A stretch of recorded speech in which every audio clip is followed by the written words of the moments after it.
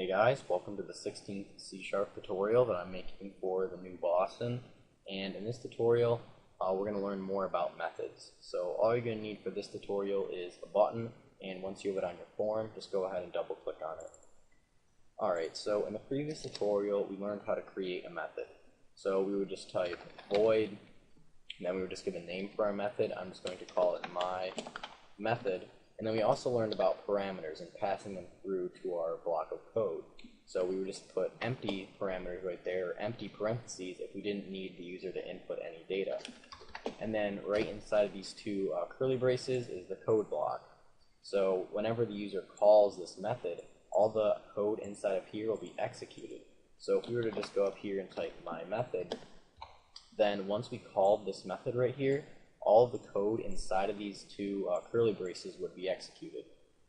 Alright, and then if we had the user pass through a parameter such as a string, I'll just call it name, then up here the user would have to pass through a string.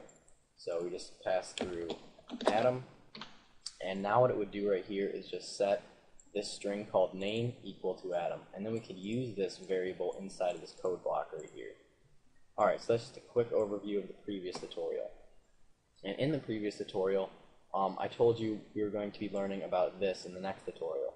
So basically what this is right here is it's the return type. So this method right here currently doesn't hold the value of anything, since its return type right here is void.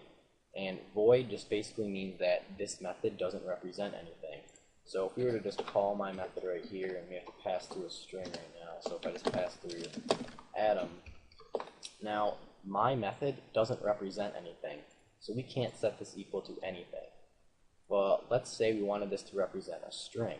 What we'd have to do right here is change this void to string. So now basically what this does is my method represents a string, and now to tell it what string it's going to represent, we're just going to have to type return right here and then the string that we want it to represent.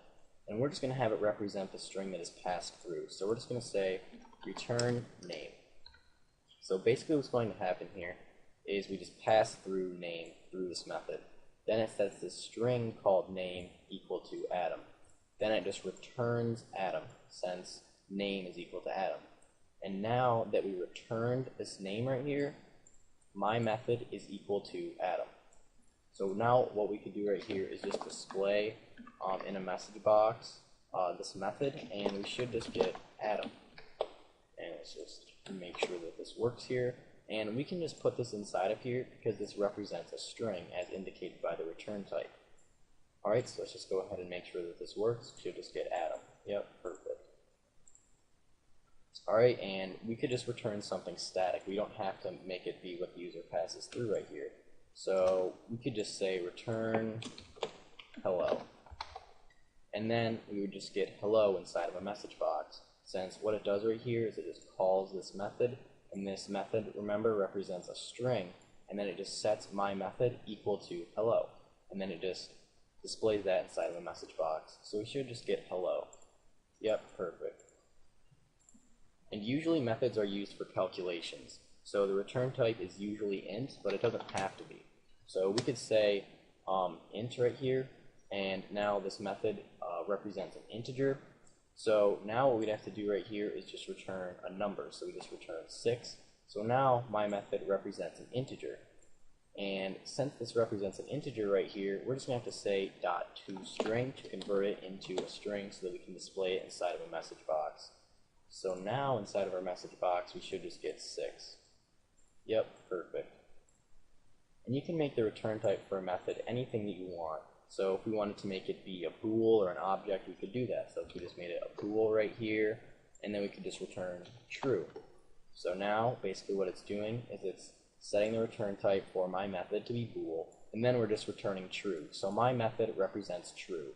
So in a message box we should just get true, because it converts my method, which is true, into a string, and we should just get true in a message box. Yep, perfect. Alright, so that's pretty much it for this tutorial on methods, so see you guys.